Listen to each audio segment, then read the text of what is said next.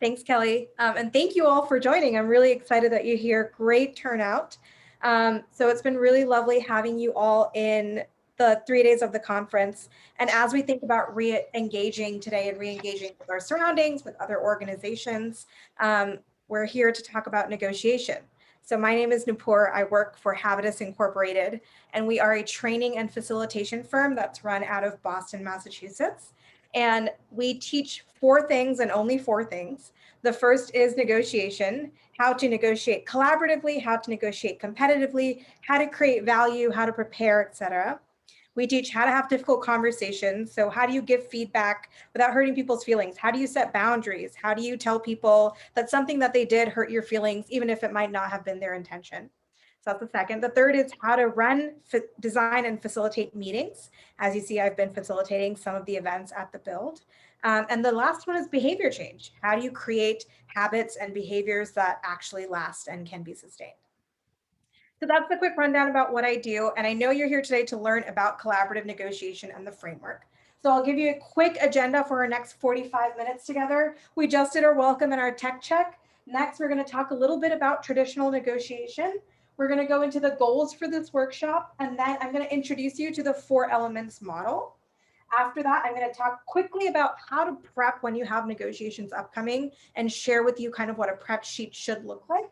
And then we're going to close and see if y'all have any questions. The 2 things I will say is, one, if you can, I would love for you to join me on camera. This is a really interactive workshop, and I'm going to go around and call on you a bunch. It'd be lovely to see your gorgeous faces.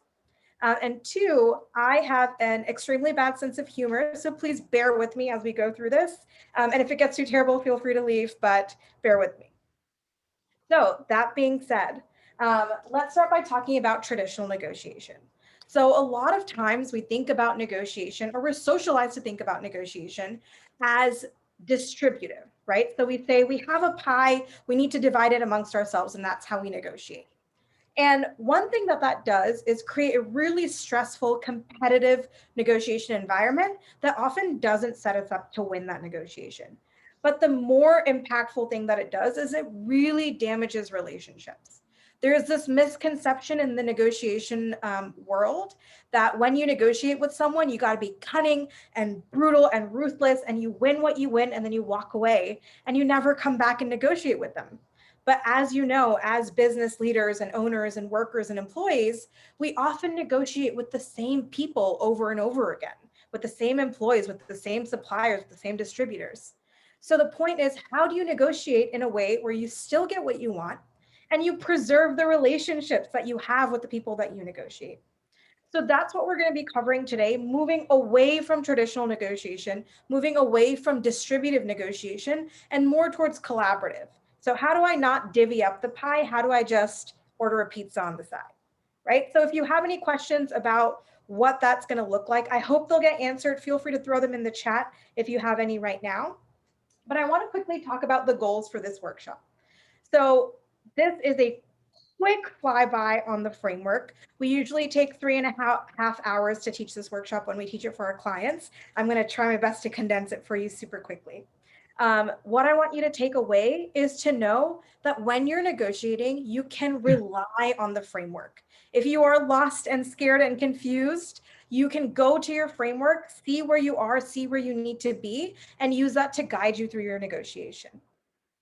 And I want to do a quick check to see if there's any goals that people have coming into this that I haven't said already.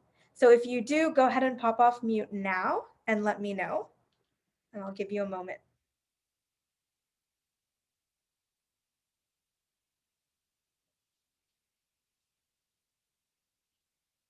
All right, big smiles and nods. So looks like I covered most of your goals. If anything comes up, drop it in the chat.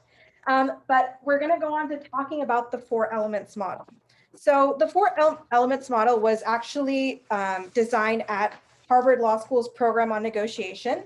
That is one of the places where I also teach this framework, and they have brilliantly designed it so that it works in every type of negotiation situation.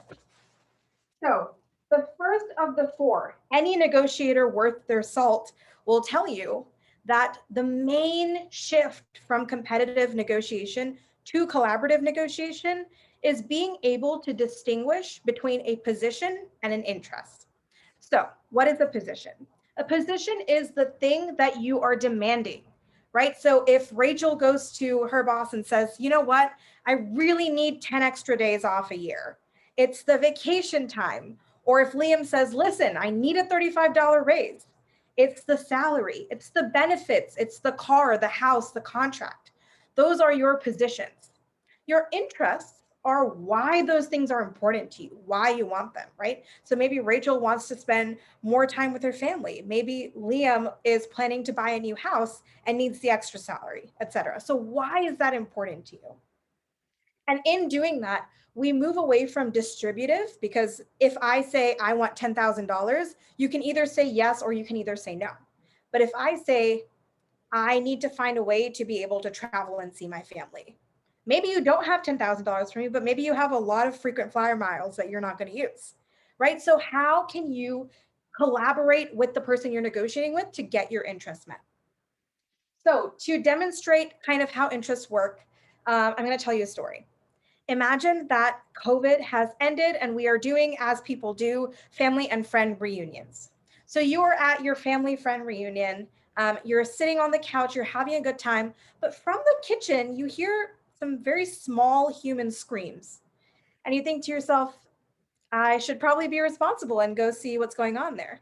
So you walk into the kitchen and you find two young children locked in small child combat over the last orange. So, as a responsible adult ready to solve this situation, you walk up to them, you pry the two children apart, you take the orange from them, and what do you do with it, Hannah? What do you do with the orange? Split it in half. You split. Some might say eat it. I personally think that that's the correct answer. That is why I'm not a responsible adult. But you, Hannah, are a responsible adult. So you take the orange, you split it in half, and then you stand back proud of the way that you've resolved this conflict. You hand one half to each of the children and you watch as the first child takes his half, scoops up the fruit, eats the fruit, throws away the rind. And then you watch as the second child takes his half, scoops up the fruit, throws away the fruit, and uses the rind possessed half of a little cake. So, Liam, was this a good outcome? Debatable. Debatable. All right, say more. Yeah, well, this is really good. I could see like they had two separate interests here, and there's a way that everyone could have won more than just splitting it down the middle. Exactly. You could have won more, right? In this situation, half the value literally went into the trash. So 50% of the whole value in this negotiation is now in the trash. So let's rewind a little bit. You've taken the fruit away from the combative children. And before you decide what you're going to do with it, what should you do, Susan? Ask them why they want the orange. Why? Why do you want this orange? Right? And maybe if you'd asked, the first child would have told you, well, I'm really hungry and I need a snack, or I have scurvy and I need vitamin C. Or the second child would have told you that they have a baking project for school and they need to bake a citrus-based baked good of some sort. And that way you could have said, okay, you're hungry, you need a snack. What about this bagel? What about this piece of toast? What about this cheese platter? Et cetera, et cetera. But you cannot meet someone's interest if you don't ask them why they want something, right? And oftentimes, interest can be satiated through methods that are not just the thing that they're asking for. So in this situation, the position was, I want the orange. The interest was, I'm hungry, I have scurvy, I have a baking project, etc. All right, so questions, thoughts, doubts about how interests work before we do an activity.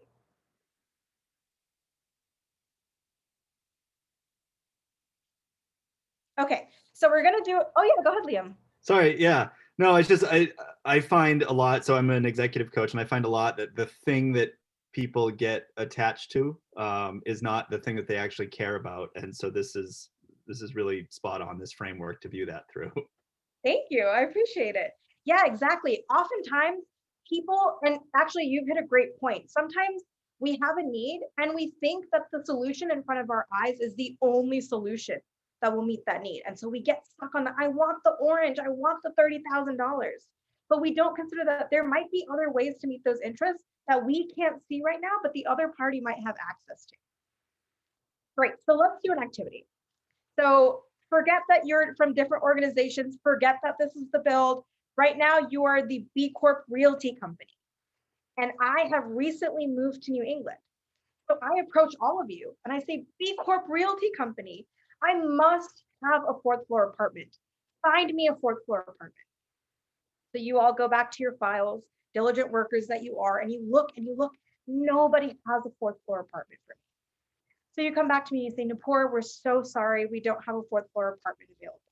And I say, well, you're awful people. I'm never recommending your services to anyone. And then I walk away. Instead, because you have taken this workshop, you hear that I want a 4th floor apartment. And Katie, what do you do? Ask why you want the 4th floor apartment. Yeah, what? What's so dramatic about it?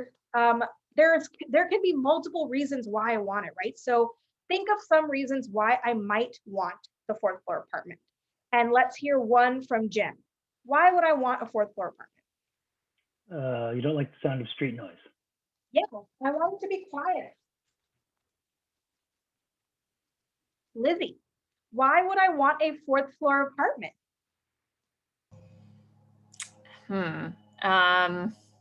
I personally cannot think of why I would want a 4th floor apartment. Maybe I want exercise walking up and down the stairs. Exercise. Amber, why would I want a 4th floor apartment?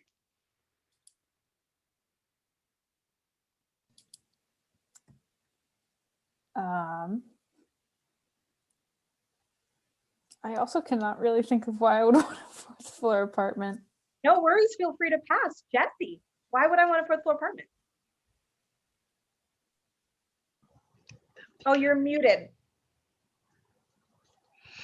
Reasons for wanting a 4th floor apartment. Potentially a view, depending upon the height of the area, other buildings surrounding it. I want a good view. Other Lizzie, why would I want a 4th floor apartment? I was gonna say view also, but maybe 4 is your lucky number. Yeah, maybe I'm superstitious. Maybe 4 is my lucky number.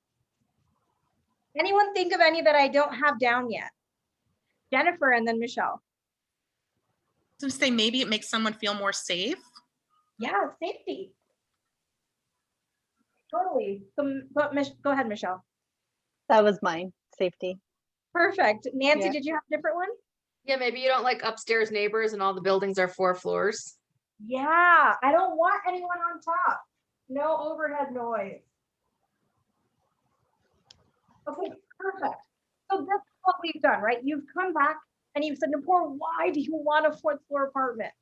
And maybe I say, I really want a really good view. And if I say that, Zoila, what could you offer me instead of a 4th floor apartment? If you really want a good view, I could offer you a 3rd floor apartment with more windows or a better view, depending on where you're facing. Yeah, 3rd floor apartment with bay windows or a house on a hill. Vincent, if I said that I really want an apartment where I can get some peace and quiet, what would you offer me instead of a 4th floor apartment? I would say something outside of the center of the city, maybe more suburbs. Yeah, apartment, absolutely. And Meg, what said that 4 is my lucky number? I'm sorry, I gotta have a 4th floor apartment. It's my lucky number. What would you offer me instead? 24th floor apartment. Yeah, 24th floor apartment, apartment 444 on 4th Street, right? So as you see, there's so many ways. What if I said, I really want to get some exercise? Nancy, what would you offer me? I'd offer you an apartment in a building with a gym. Apartment with a gym, right? So this is what I mean. My position was B Corp Realty. I must have a 4th floor apartment. It is a matter of life or death for me. Instead, you said, why do you want it? And now my interests are still being met, even though my position is not being met. And this is the key difference. This is how interest works. So questions, thoughts about interest before we move on to the next element. Nupur, you have one in the chat from Susan. In the workplace, couldn't asking be inappropriate if, for example, personal reasons? Yeah. So Susan, in light of asking people what their interests are, we do have a whole workshop on how to ask for interests and how to word them. But I'll give you a quick synopsis. One thing to do is to offer people the option of sharing their interests by telling them that you best want to meet the need that they're presenting. So if you say, Nupur, I must take Friday off, you could have something personal going on Friday, I'm not sure. But I could say, okay, Susan, so it sounds like you need to be out of the office on Friday. I would love to figure out a solution that best meets your needs and our needs. And if you're willing to share, I'd love to know what is important to you about having Friday off. And maybe we can come up with some alternatives. Is that helpful? Does that answer your question? All right, perfect, thanks. Other questions, thoughts about interest? I'll put up the next part. At any point, if you can't see these charts, please let me know. All right, any questions, thoughts, doubts? So then the next element is options. So once you've discovered what someone's interests are, what you just did, take an apartment with a gym, take apartment 444, take an apartment on a hill. Those are generating options that you present to someone you're negotiating with to see if they might be interested. So let's do a quick activity.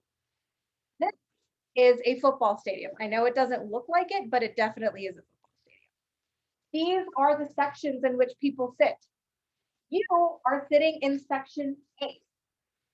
Across from you, across from the field, you see a really old college buddy sitting in section B. And you don't have their Facebook, you don't have their socials, you don't have their phone number or email, but you were really good friends when you were in college and you want to say hi. Now, football game rules, you can't move from section to section. And if you leave your section, you can't come back in. So I'm going to put on a 1-minute timer. I need you all to get out a piece of paper or something to write with. And you're going to generate as many ways to get your friend's attention as you possibly can in 1 minute. Questions about this activity before I turn on the timer? All right, on your mark, get set, go. As many ways as you can to get your friend's attention. It's all the way in section D.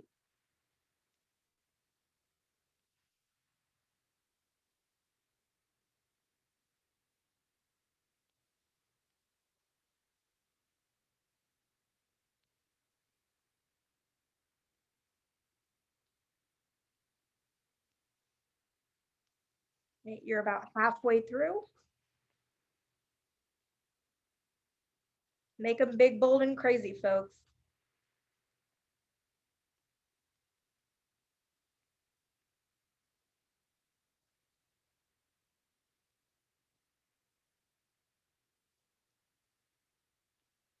Ten seconds.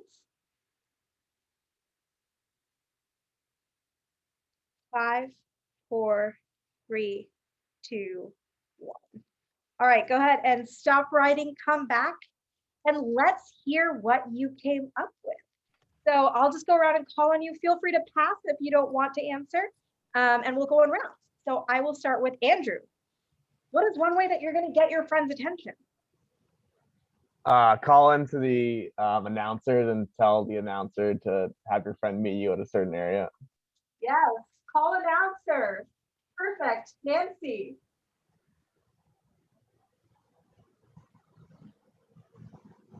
You're muted, I'm sorry. Hold up a sign. I don't know.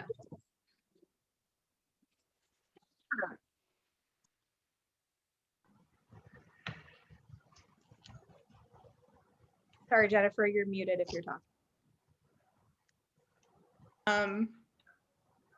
I'm sorry, I'm kind of laughing because a childhood friend passed away this week, and I feel like he's channeling me by saying, get really, really rowdy. Get in trouble. Yes. Get in trouble. Trouble and get on the Jumbotron. Libby, what's another way you're going to get your friend's attention? Oh, you kind of just said it. I was going to say befriend the cameraman in your section and get on the Jumbotron. Yeah, get on the camera. Amber. Stand on your seat and jump up and down. Yeah, get some like physical, maybe you got like a big wave going. Please don't use my wave as reference, but you get the idea. Yeah. Rachel. This happened to me with I didn't know him in college, but the Canadian recording artist Drake was sitting across a stadium from me once, and he was wearing a different color. He was wearing his black sweater with the owl logo. So if you have a sweater of a different color, put it on and someone will notice you from across the stadium. Absolutely. Switch clothes. Any brilliant ideas that I'm missing? Speak now. Go ahead, Jim. Slip a staff member a couple of bucks and ask them if they'll bring a note over. Yeah. So use the staff. Bribery, that's a good one. Bribery is always a good one. Bribery is always a good one. Don't quote me on. I said call someone you mutually know to tell them to let the person know. Yeah, get in touch with a mutual friend. Exactly. So you get the point. One interest, getting the attention of your friend. Now you've generated 7, 8, 9 options in a minute. There are 3 rules when it comes to options. And so let me just clarify. After you've discovered interests, when you're negotiating at the table, options are the things that you're going to do to meet your interests and the other party's interests. Remember that in collaborative negotiation, often you won't get the other person to shake your hand that a deal is done until you've also met their interests. So it is important to realize that, yes, I want to walk away from this getting what I want, but the other person is not going to let me walk away if they're empty-handed. And that means that when you're renegotiating with the same people over and over again, they're not going to come back and negotiate with you if you let them walk away empty-handed or if you do. So options are the things that we can do with the other party, or the things that we do at the negotiating table with both parties' consent in order to meet both of our interests. So 3 rules when it comes to options. The first is generate many, many options, right? Oftentimes we see one solution to get our interest, which is I want the orange, I want the 4th floor apartment. And we get so attached to it that that's the interest. I mean, that's the option that we carry all the way through. Generate as many as you can. Rule 2, pick the best of many, right? And we actually learned this. There's a negotiator in the industry named Moshe Cohen who loves to play chess. And he's a friend of ours, he's a colleague of ours. And a few years ago, he got the chance to play chess against a chess grandmaster. So he was telling us the story of how he trained and trained and trained for days. He got to his game with the grandmaster, and of course, he lost over and over and over.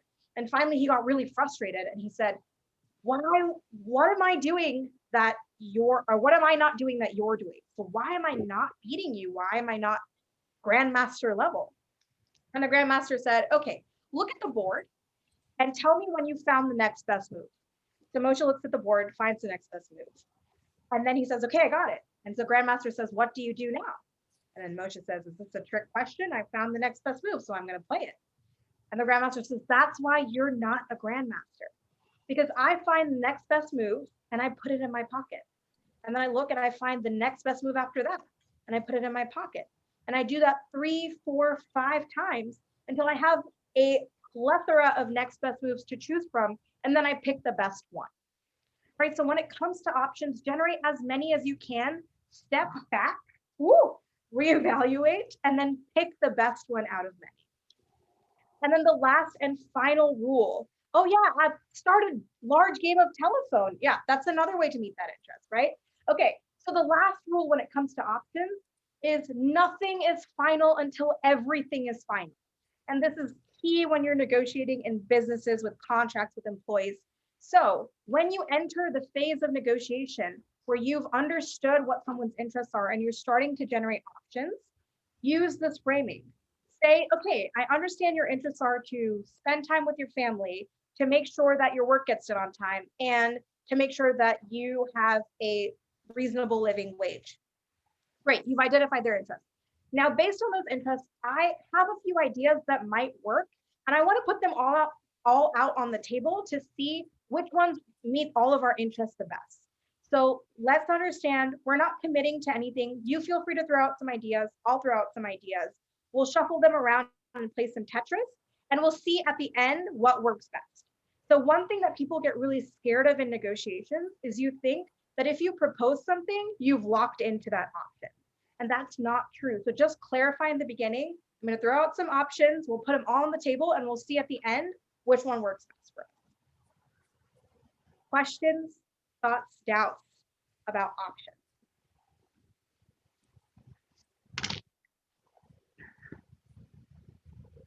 Before I ask you one last question. Okay, perfect.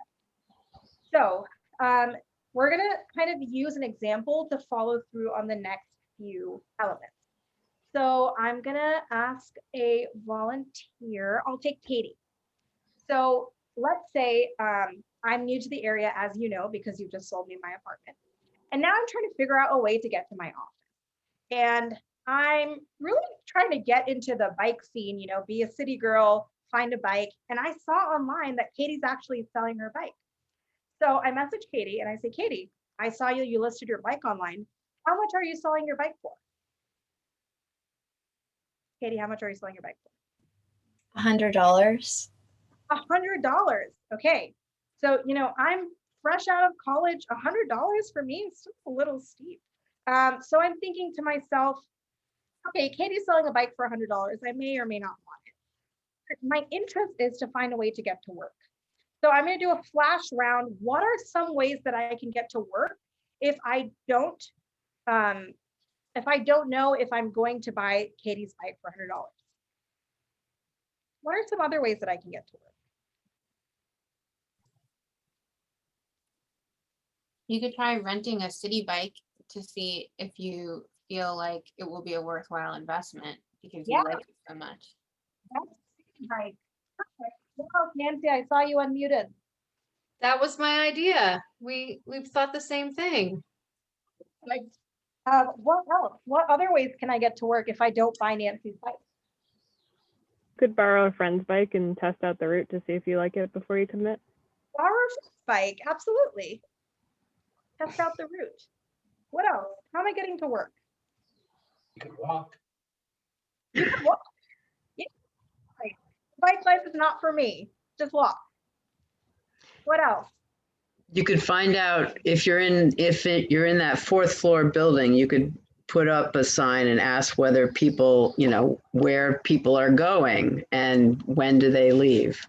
Exactly. Find a carpool, right? Find a carpool, right? So all of these are ways that I might meet my interests if the deal on the table, which is Katie's $100 bike, doesn't work out for me. So as you can see, I have left a very promising career in the arts to become a trainer. This is Katie's bike. It's $100. So now I have these options on the table. I have take a car. I have walk. I have get a different bike. I have, what else did you say? Carpool. Sorry, say again? Carpool. Carpool, yeah. I've forgotten. So disclaimer, tangent, I am a very bad speller. And the obvious next step after realizing that was to spell publicly for a living. So I apologize for what happened once. Sure. Carpool, rent a bike. Any that I missed? Public transportation if you're in a city. Yeah, the bus or the T. Take the train, take the bus, exactly. So these are the third element. These are your alternatives. So when you're in a negotiation, you always want to keep sight of, if I don't make this deal today, what am I walking away to? And in the negotiation literature, you will find a term called BATNA, B-A-T-N-A. That stands for your best alternative to a negotiated agreement. So a BATNA is you have evaluated all the ways in which you're going to meet your interest if I can't make this deal today. And of the ones, you're going to pick which one is your best, which one are you most likely to do, which one is the most feasible and sustainable, and that is going to be your best alternative, your BATNA. One of these will also be your WATNA, your worst alternative. We don't want to get to that point. So there is a difference between options and alternatives. And the difference is alternatives are the things that you do outside of the negotiation, away from the negotiating table, that don't require the consent of the person you're negotiating with. So for example, if I'm going to take the train, to rent a bike, to walk to work, I don't need Katie to say yes. But if I'm going to negotiate with Katie, if I'm going to say, Katie, 100's a little steep, how about 50 and I'll trade you my skates or something. If I'm going to negotiate like that, I need Katie to say yes for that deal to happen. But alternatives, you can do all on your own. So my favorite answer that we always get when we ask, what am I going to do to get to work if I can't buy Katie's bike from her? We always have one person that says, steal it, steal the bike. And I want to ask, is stealing the bike an option or an alternative? Option or alternative, Jesse? You're muted, yeah. As someone who recently has been without a car for a while, I mean, it is technically an option, but I don't think it's a preferable one. Yes, you're right. In the framework, it is an alternative. And why is it an alternative, Vincent? Why is stealing Katie's bike an alternative and not an option?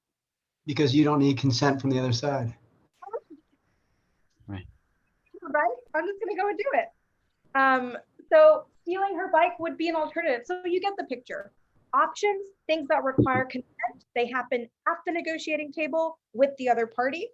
Alternatives, things that don't require consent, they happen away from the negotiating table with yourself or with someone else, but not the person you're negotiating with. Questions, thoughts, doubts?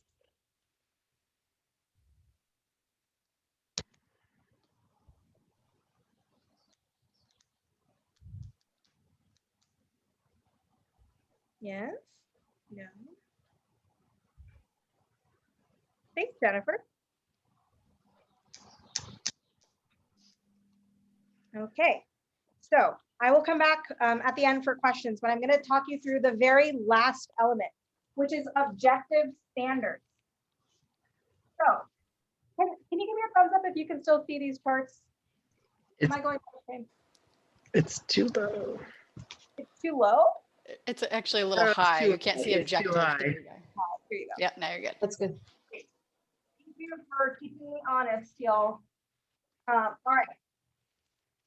So objective standards is our last element, and objective standards are the ways in which we determine whether or not a deal is fair. So objective standards answer the question, what makes this fair? Now, human beings are naturally predisposed to caring about fairness. And this is why using this in negotiations is really important. For example, if I am trying to buy Katie's bike for $100 and say, Katie, wow, $100, how did you get to that number? What makes this fair? What are some ways? What are some objective standards? If Katie and I are trying to figure out if $100 is a good price for her bike, what are some ways that we can do that? What are some objective standards that we can use? Bhavin.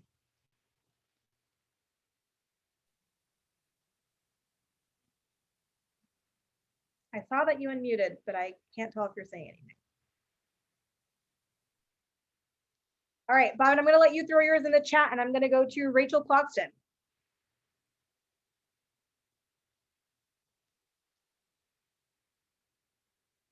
People are mad at me today. All right, let's I'll help you out. Go ahead, Courtney.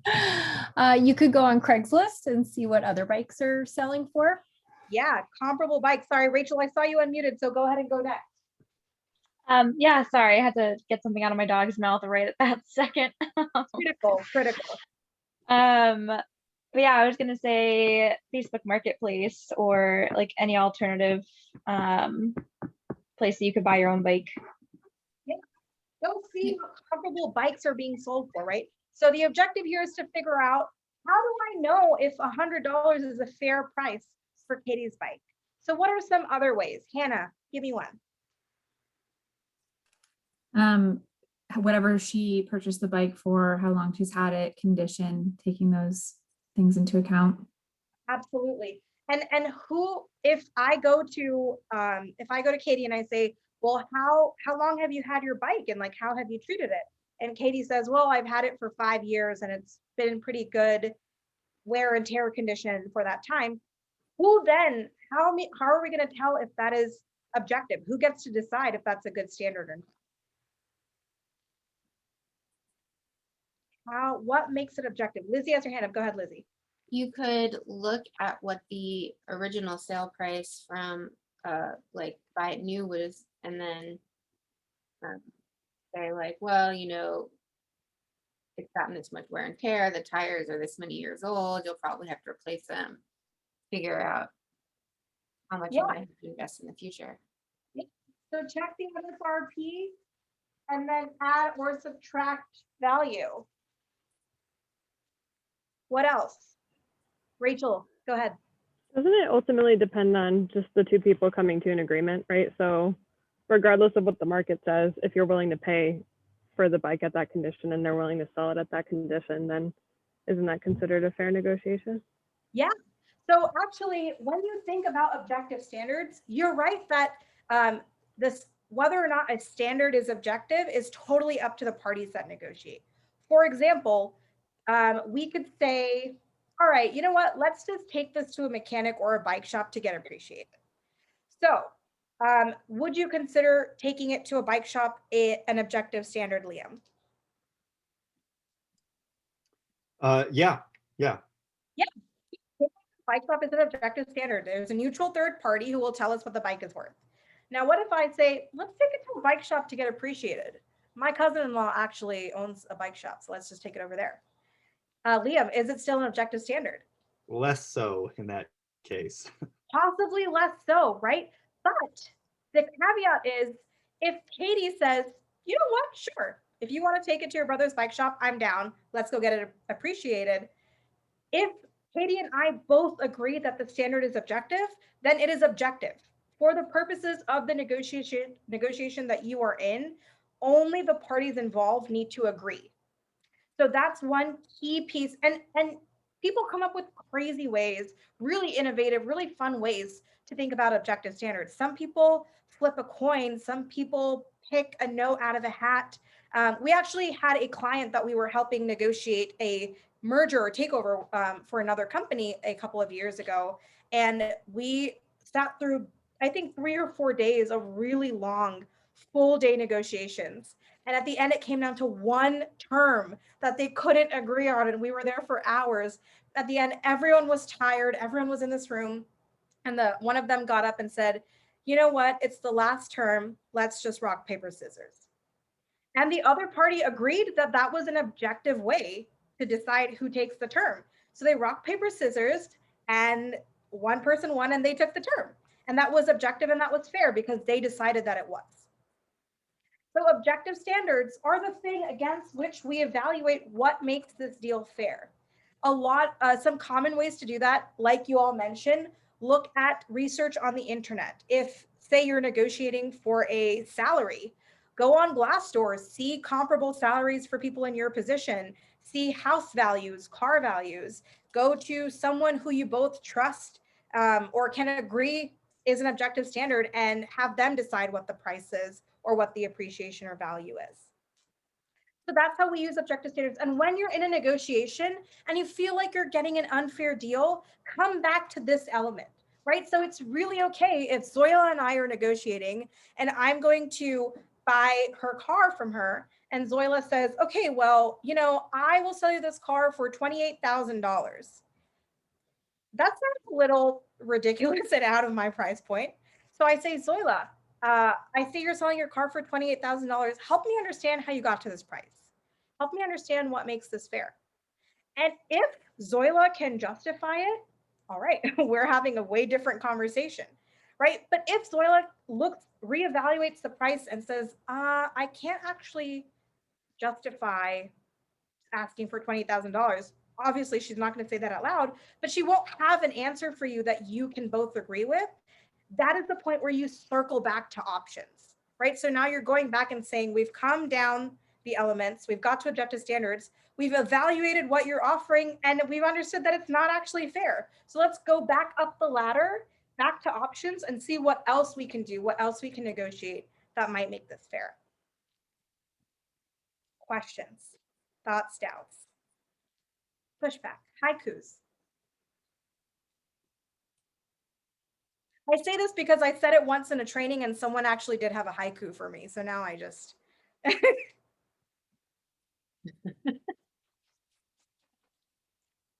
Questions, thoughts, doubts. There's one thing yeah, go ahead. My question is, how much of this becomes part of everyday discussion versus, everybody, when it doesn't feel like it's necessarily a clear transaction, when it's just conversation, right? So like in a business world, I feel like there are constantly things being negotiated, but a lot of times people aren't saying like, here we are having a negotiation. We're just having a conversation. Absolutely. Yeah. And just to clarify, you're right, Lizzie. Anytime that you need something from someone, or you need someone to say yes to something, or they need you to say yes to something, it is a negotiation. So if you're trying to get your partner to do the dishes tonight, you are in negotiations, right? Anytime you're trying to persuade or influence someone. So that being said, when you're in a conversation like this, for example, one thing that happens in our day-to-day life is someone asking us if we can take on this project for them, or if we can do this thing for them, or hey, I'm really tired, can you pick up the kids today? Whatever it may be. It's really important in those moments to practice identifying interests.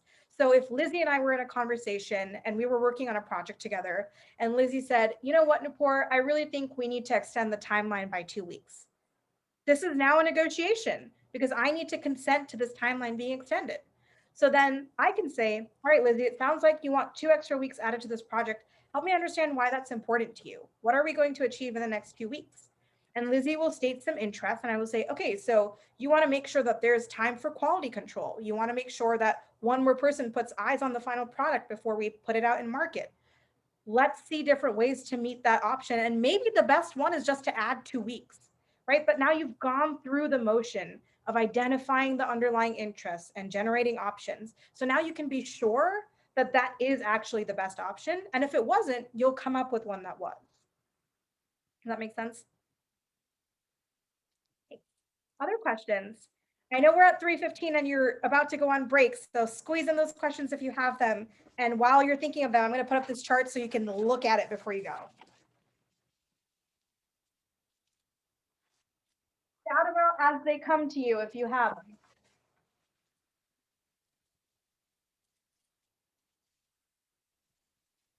Okay, so the last thing I want to show you, and I will leave my info for you in the main room in case, and Kelly, if you'd be so kind as to drop my email into the chat. But this is a negotiation prep sheet. If you want, I can send you a digital version of this. When you are negotiating, make sure that you create this sheet or print it out and go through all the motions, right? Oh my God, Jim sent a haiku. Wow, you're so wonderful. So you're gonna go through when I'm negotiating the case at hand, what are my interests? What are the things that I care about? What am I asking for? What might their interests be? What are possible reasons that they're asking for a 2-week extension, $10,000 more for me to come in on a Saturday? What are some of those reasons? Together, what options can we generate to meet both of our interests, right? What can we come up with together? What are my alternatives? If I don't make this deal with them today, what am I going to do? And what might they do? What might their alternatives be? And then the last is, what will we use together as our objective standards? So run through this prep sheet. To this day, I have been a negotiation trainer for multiple years, and this is still how I prep for all of my negotiations. It really works. Rely on the framework. And let me know if you have any questions. I'm always happy to walk you through your negotiations or help you prepare. Thanks, everyone.